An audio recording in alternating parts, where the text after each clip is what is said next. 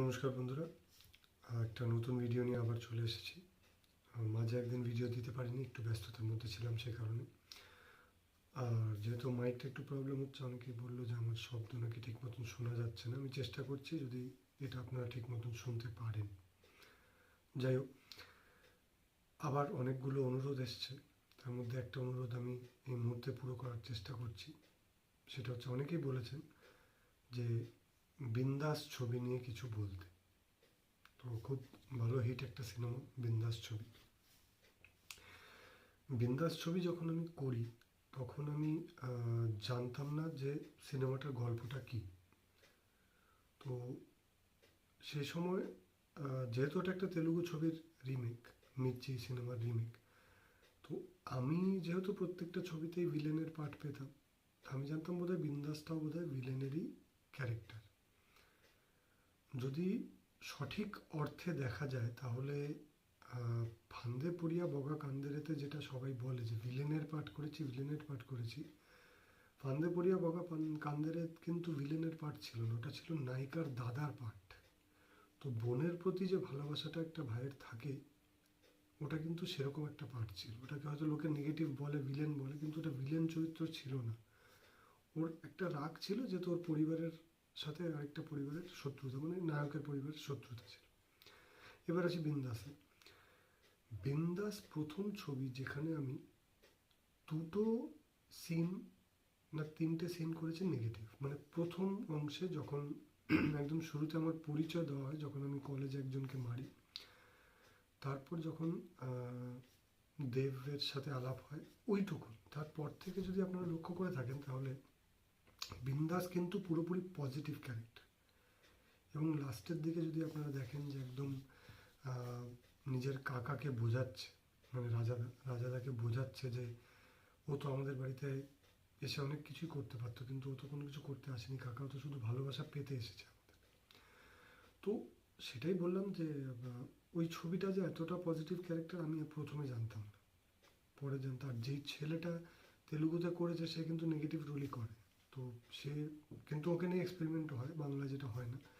হঠাৎ করে বিন্দাসটা আমার জন্য একটা একদম নতুনত্ব। তার থেকেও বড় সেটা হচ্ছে দ্বিতীয়বার আমি খরাজদার সাথে কাজ করার সুযোগ পেলাম। এবার প্রথম যখন ছিল রংবাজে, তখন খরাজদার সাথে আমার সেভাবে কোনো মানে প্রপার সিন ছিল না, কিন্তু বিন্দাসে আউট অ্যান্ড আউট কমেডি খরাজদার সাথে আমার ছিল। আর খরাজদা হচ্ছেন মাস্টার অফ অ্যাক্টিং, একজন ইনস্টিটিউশন, একজন অসাধারণ অভিনেতা, একজন অস্বাভাবিক অভিনেতা। মানে খরাজদাকে আপনারা যে কটা পাঠ করতে দেখেন, সম্পূর্ণটা খরাজদা নিজের মতন করে তৈরি করে।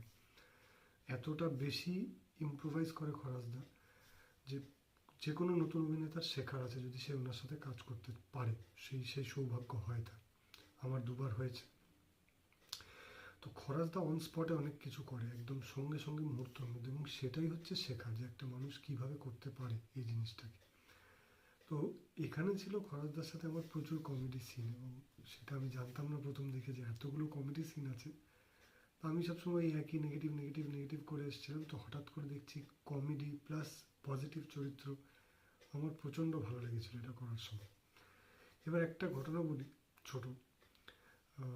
যখন লাস্টের দিকে মানে ফাইট সিকোয়েন্সগুলো হচ্ছে, যখন রাজাদার সাথে দেবের মারপিট টারপিট হচ্ছে, সেই শুটিংটা আমরা করছিলাম হায়দ্রাবাদ ওই রামোজি ফিল্ম সিটিতে। তো ওই বাড়িটা ফান্দে পড়িয়া বগা কান্দারিতে আমার বাড়ি ছিল, বিক্রম সিংহতেও আমার বাড়ি ছিল, আবার বিন্দাসে ওটা আমার বাড়ি ছিল, একই সেট। ওটার নাম হচ্ছে চিরঞ্জীবীর একটা খুব হিট সিনেমা ছিল, সেই সিনেমাটার নামেই মানে ওই ওই সিনেমাটা ওই বাড়িতে শ্যুট করা হয়েছিল। এতটাই হিট হয়েছে সিনেমাটা যে ওরা ওই সেটটাকে ভাঙেনি। ওটা বাড়ি নয়, অ্যাকচুয়ালি সেট দিয়ে তৈরি, ওরা ওটাকে রেখে দিয়েছে। তো ওই মানে সেটটা ইউজ হয় এখন 90% সিনেমাতে, আগেও হতো, কিন্তু এখন ওটা ওই সিনেমাটা হিট করার পর ওটা একদম ওই নামেই ওই বাড়িটাকে চালানো হয়। তো আমি তিনটে সিনেমা আরও হয়তো করেছি, এখন মনে নেই, কিন্তু তিনটে আমার মনে আছে। যাই হোক, তো ওই বাড়িটার বাইরে শ্যুটটা হচ্ছিল, মানে বারান্দায় বা উঠোনে মারামারিটা হচ্ছে, আর আমরা সবাই দেখছি দাঁড়িয়ে। সুপ্রিয়দা, আমার বাবা হয়েছিলেন সুপ্রিয়দা, সায়ন্তিকা, দেব, আমরা সব ওখানে, দেব আর রাজাদা তো মারপিট করছে, আমরা সবাই ওখানে দাঁড়িয়ে দাঁড়িয়ে দেখছি। তো ইন্দ্রা হাউস, ইন্দ্রা বলে একটা সিনেমা ছিল চিরঞ্জীবীর, খুবই, তো ইন্দ্রা হাউস ওটার নাম। তো এবার একটা সময় কি হয়েছে, এবার মারপিট হওয়ার পরে কিছুক্ষণ মাঝখানে ব্রেক হয়, তো রাজাদা ওখানে শুয়ে শুয়ে, মাটির মধ্যে শুয়ে শুয়ে ঠিক এইভাবে মাথায় হাত দিয়ে এম করে শুয়েছে। শুয়ে শুয়ে দূর থেকে বলছে, ও সুপ্রিয়দা, ও সুপ্রিয়দা, দেখো তো আমাকে ঠিক বৈকুণ্ঠে বিষ্ণুর মতন লাগছে না? আর এবার আমরা হেসে দিয়েছি। রাজাদা প্রচণ্ড ইয়ার্কি করে। সায়ন্তিকা জিনিসটা লক্ষ্য করেছে, তো সায়ন্তিকা, সুপ্রিয়দা তখন কথা বলছিল, সুপ্রিয়দা লক্ষ্য করেনি জিনিসটা, সুপ্রিয়দাকে বললো, এই সুপ্রিয়দা তোমাকে ডাকছে তো রাজাদা, তোমাকে ডাকছে। আর সুপ্রিয়দার পেছনে রাজাদা 24 ঘন্টা লাগে, আর সুপ্রিয়দা প্রচণ্ড মানে খচে যায়, খিচ খেয়ে যায়।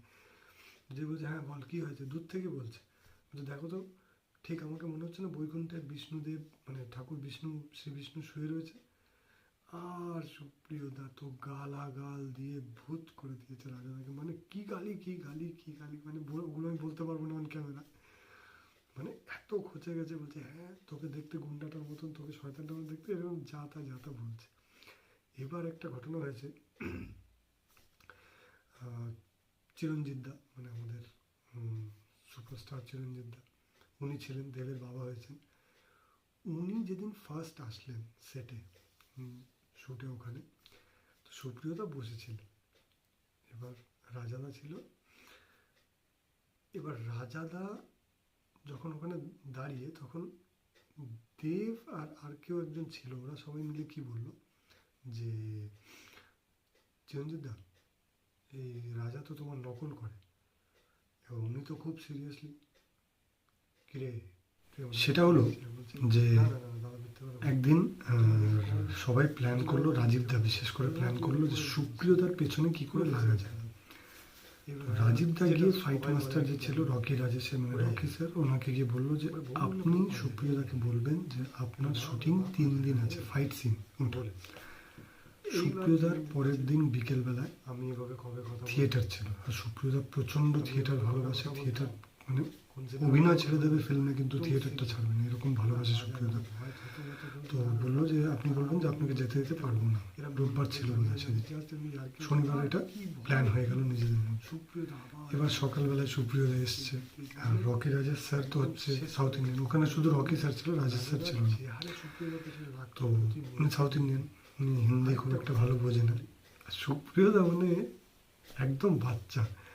এবার সকালবেলা রাজীবদা বললো যে সুপ্রিয়তা তোমাকে তো ছাড়তে পারবো না দাদা, তুমি কি ব্যবস্থা করবে দেখো, ওদের বলে দাও, কারণ এখানে তো তোমাকে কোনো মতো ছাড়তে পারবে না, তোমার ফ্লাইট তুমি ধরতে পারবে না, কারণ তোমার ফাইট সিন আছে। তো সুপ্রিয়া বলছে, হে রাজীব এরকম বলিস না বাবু, বাবু আমাকে তুই, তো রাজীব বলছে আমার তো কোনো ব্যাপার না, আমি তো তোমাকে ছেড়ে দেবো, কিন্তু তুমি ফাইট মাস্টারকে গিয়ে বলো, উনি যদি বলে তো হ্যাঁ আমার কোনো ব্যাপার না, আমি তো রাজি আছি তোমাকে ছাড়তে। হ্যাঁ তুই একটু দেখ। রাজীবদা বলছে, দেখো আমি কিছু করতে পারবো না, তুমি গিয়ে বলো, যদি উনি হ্যাঁ বলে আমি আমার দিক থেকে হ্যাঁ আছে।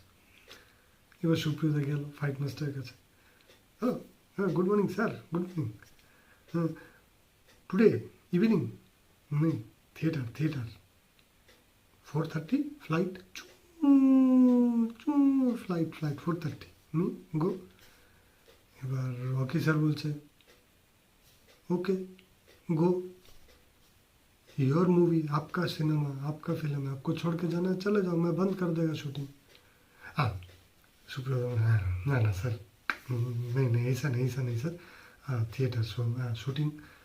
এবার এসে তো সুপ্রিয়তা মেকআপ রুমে আমি বসে রয়েছি, দেখছি সুপ্রিয়তা পুরো ঘামছে, ফেসে গেলাম তো মুশকিল হয়ে যাবে আমার।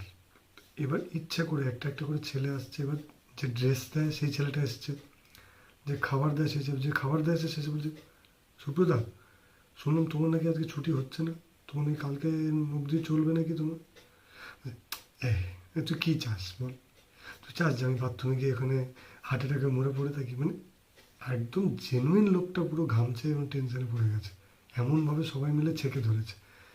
তো আমি বললাম তুমি চিন্তা করো না, সবটুকু না আমার থিয়েটার আছে বাবু, আমি ফেসে আমি মরে যাবো যদি না হয়তো।